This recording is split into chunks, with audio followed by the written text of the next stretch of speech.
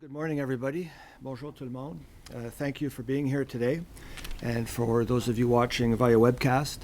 It's an honor for me to present today's report covering what is not only my first full year as Ombudsman, but the first full fiscal year of my office's expanded mandate. C'est un honneur pour moi de présenter ce rapport aujourd'hui qui couvre non seulement ma première année complète en tant qu'Ombudsman, mais aussi la première année financière complète de l'élargissement du mandat de mon bureau. As you all know, our jurisdiction now includes municipalities, universities, and school boards, as well as provincial government bodies, meaning that we now oversee more than 1,000 broader public sector organizations. This means that we've been able to help Ontarians with a wider variety of problems than ever before. It's also been an incredible learning opportunity as people have come to us from across the province with a diverse new assortment of concerns. So part of my job as Ombudsman is to listen for the common themes in these complaints and to be alert to trends that signal potential systemic issues in the broader public sector. When we catch problems early enough, we can flag them to the proper authorities and stop them before they grow. Today's report highlights many of these trends, along with our major investigations and the thousands of individual cases that we resolved. But if there's one common theme in what we have heard this year from stakeholders and citizens alike, it is a thirst for accountability. We see it at the municipal level, where concerned residents and even members of council have sought guidance in how to improve fairness and transparency at the local government level. We see it in the education sector, where senior officials of school boards and universities have asked for our help in crafting complaint processes to better serve students and their parents. And we see it at the provincial level, where, among other things, our work has been bolstered by that of independent reviewers and other accountability mechanisms. Now, in this report, I've welcomed the long-awaited legislative changes that will improve oversight of municipalities, police, and correctional facilities, along with the ongoing reforms that are in the works in response to the 114 recommendations that I've made in reports so far. Now, I've spent a good part of the past year speaking to people in communities across the province, including many officials from our new areas of jurisdiction, explaining why they should embrace complaints as a positive thing. Responding to complaints is how you demonstrate accountability. J'ai passé une bonne partie de l'année écoulée à parler à des gens dans des communautés partout dans la province, notamment à de nombreux responsables des nouveaux secteurs de compétences, en leur expliquant pourquoi ils devraient considérer favorablement les processus de plainte. Répondre aux plaintes, c'est donner une preuve de responsabilisation. As today's report illustrates, complaints can be beneficial in many ways. Sometimes the benefit is tangible, as it was for the woman who received nearly $100,000 in support payments after our office prompted the Family Responsibility Office to take long overdue action against her ex-husband. In other cases, it's more subtle, such as when we persuaded a municipality to clarify a bylaw on its website, or a provincial ministry to fix confusing forms, or a school board to explain the reasoning behind a contentious busing decision. Now, these cases may not be the stuff of headlines, but they resonate with the public on a personal level.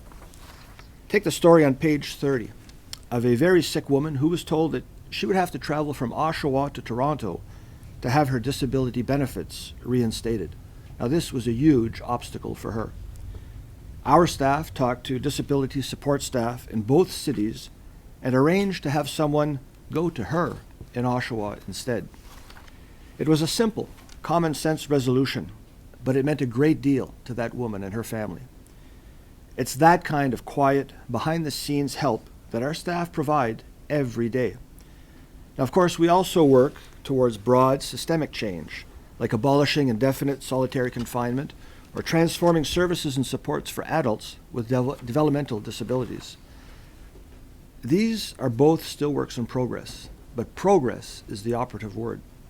All of the recommendations that we have made in provincial systemic investigations since last April 1st have been accepted and are in various stages of implementation. The improvements we proposed in our first systemic investigation of a municipality in Brampton were also well received by the city.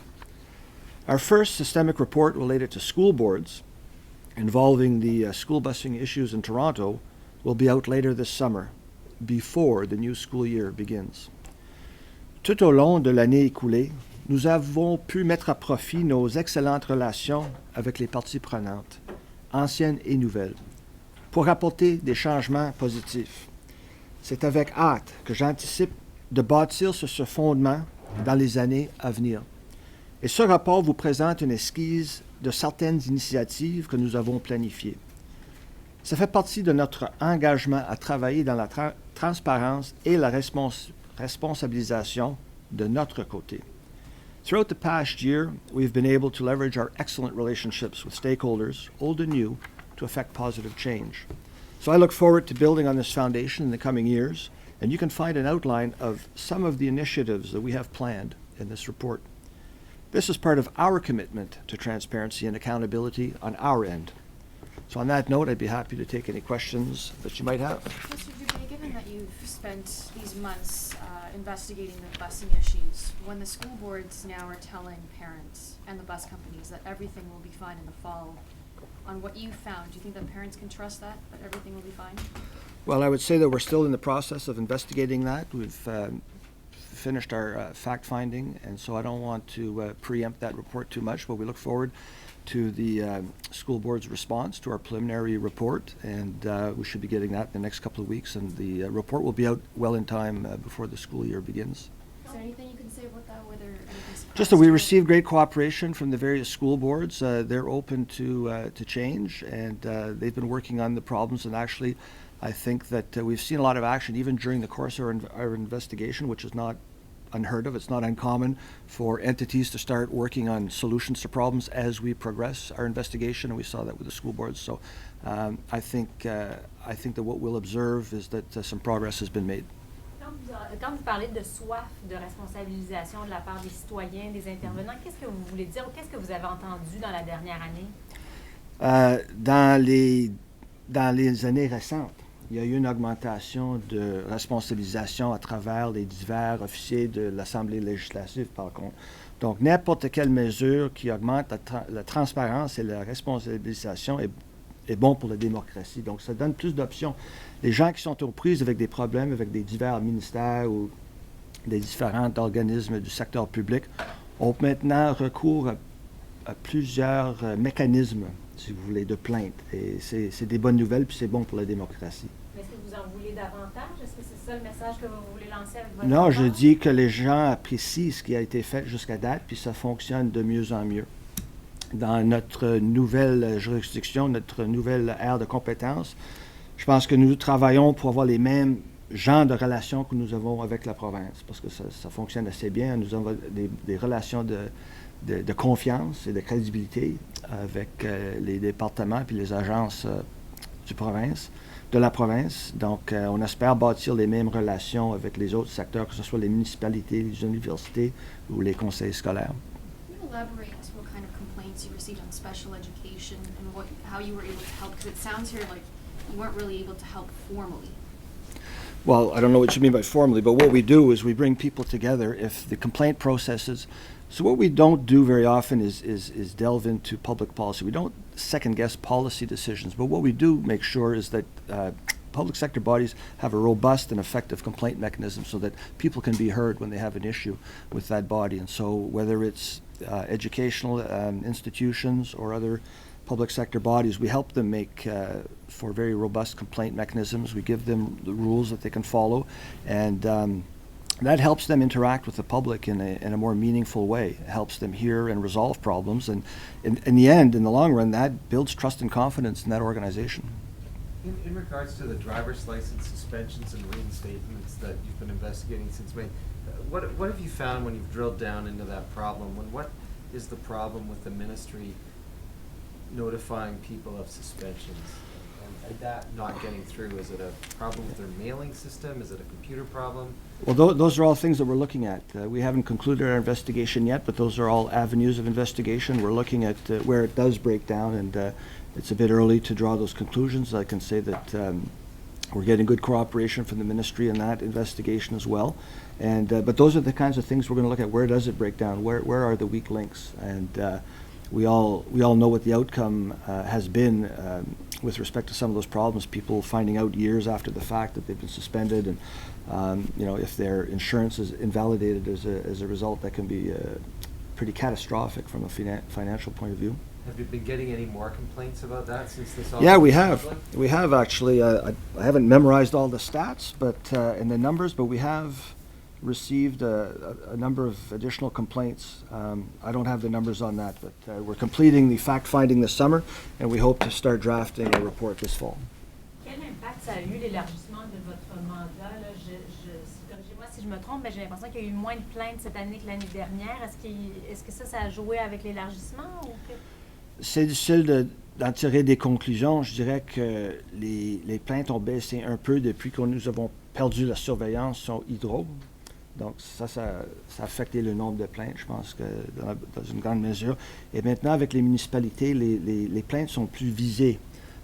Si les gens se plaignent maintenant à propos des réunions à huis clos, c'est spécifiquement pour cette raison-là et non pas parce qu'ils n'avaient pas autre moyen de se plaindre contre une municipalité. Donc les plaintes maintenant sont plus visées.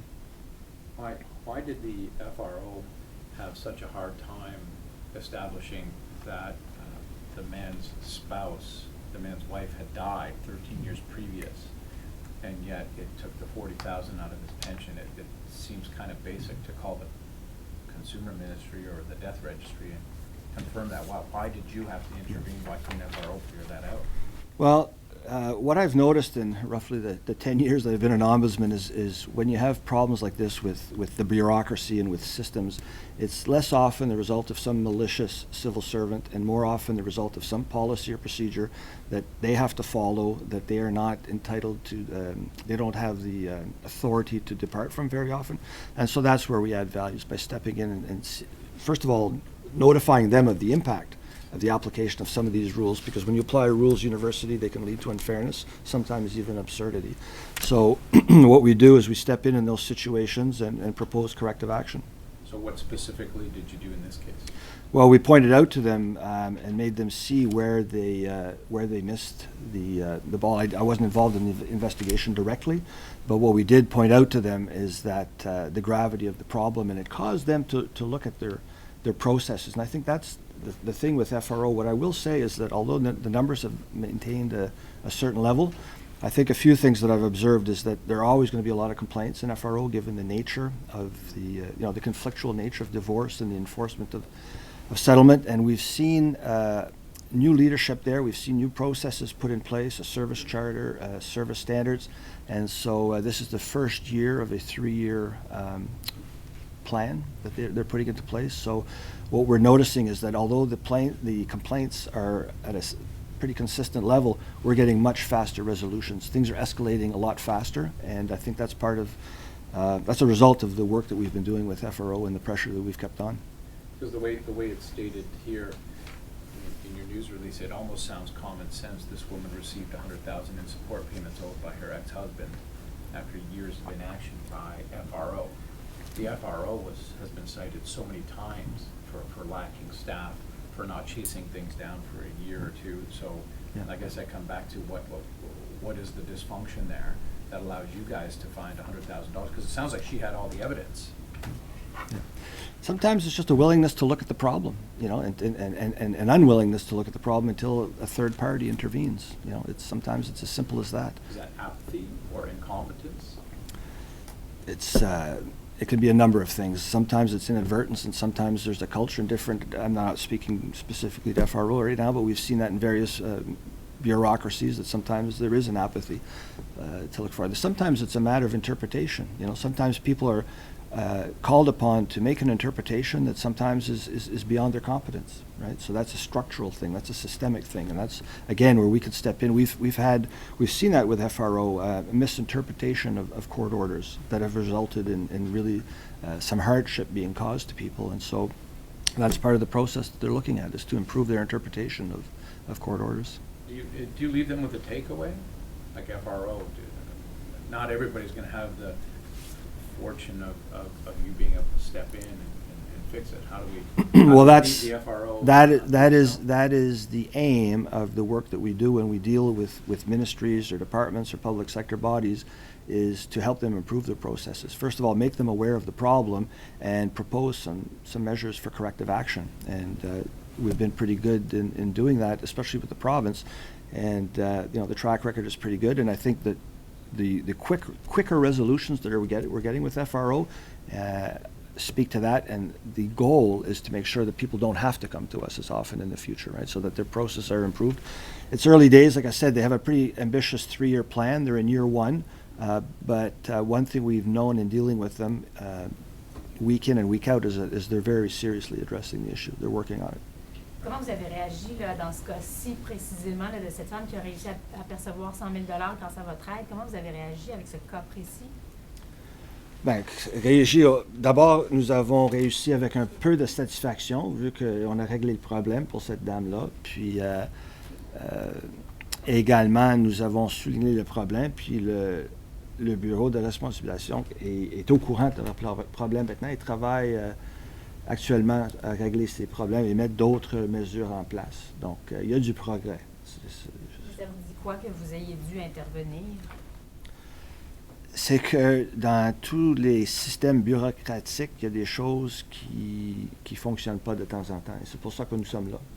C'est pour ça que nous sommes là. On page 54, you have a story about a driver who lost his job because the medical review section of the Transportation Ministry erroneously suspended his driver's license for nearly a year. It says the man was compensated for the financial hardship he incurred during the 315 days he was without a license. So how much was he paid? What was the nature of all that? I'm sorry, I don't have that information. We can get it back. We can get it to you later on. But I don't have that information. You can appreciate with 1,000 public sector bodies, I haven't memorized every course, and I don't have the statistics on every file. Are you optimistic that this busing issue can be resolved this summer so that there is no more shortage? Sure. Well, I think that what we've seen during the course of the investigation is considerable efforts are being made. Obviously, I'm encouraged by the fact that the school boards did not wait the months it's going to take for us to complete our report and then say, okay, we've got the Ombudsman's report, now we're going to study it. We're going to do further study and we're going to see ways, we're going to consult on ways to implement that. They haven't done that. They started acting as soon as we announced our investigation, and probably a little bit before that. So we'll see what the end result is, but I'm encouraged that there has been movement since last September on this issue. Do you have a date yet for when that report will? No, we're finalizing the fact finding. Will be. Oh, you mean the issuing of the report? Yeah. Before school starts. Not a firm date, but sometime in August. Are you able to say how much of the problem with school buses has been? I know some of the unions and various labor representatives have said that the problems actually started with provincial policy and not the school boards. Without anticipating the report at all, are you able to say how much of your focus is going to? Not really. I think you'll have to wait for the report for that. On municipalities, you said that you found a bunch of closed-door meetings that were still happening illegally. Yeah. And that's in a year when municipal councils knew that you were able to investigate them for this sort of thing. Yeah. Are you hopeful that the new legislation, Bill 68, what's going to require codes of conduct, do you think that's going to make a difference? If these Absolutely. councils know that they already knew they were under your jurisdiction? No, absolutely. I think that's going to be a big step forward. I think that it's, when you have a clear definition of what a meeting is, when you have a code of conduct that people are bound by, and you have integrity commissioners to enforce that code of conduct, it can only help. One of the observations I've made is that a lot of people have, well, not a lot of people, but some people go into municipal politics, and they want to make a difference, and so they're very anxious to have meetings and to advance business and work out deals and that type of thing. And I think one of the things that we do, and what the new legislation will do, is remind them that they're not running a business, they're running a government. And democracy requires that there be more transparency and more accountability. And so I think that the new amendments to the Municipal Act will build that in structurally, and I think that's a good thing. Were there any punishments doled out for these illegal meetings? No, we just have what we do is we report them. We ask that they be, our findings, our reports, our letters be published on the website of the municipality, and so that the public be made aware of that. And, generally speaking, people are pretty receptive, and you've got some quotes in the annual report from councillors that say, you know what, this is helpful to us, and we learn from this, and moving forward, we'll work on being more transparent. There are some recalcitrant municipalities, and we speak to those too, and hopefully the municipal act and the amendments to that will force them to do the right thing and be more accountable to their citizens. There were 34 complaints to Metrolinx and Go Transit. Are you able to comment at all on what those particular complaints were? No, I'm afraid not. I don't have the details with me. Yeah. Anything else? All right. Well, thank you, everybody. Appreciate your questions. Thank you. Merci beaucoup.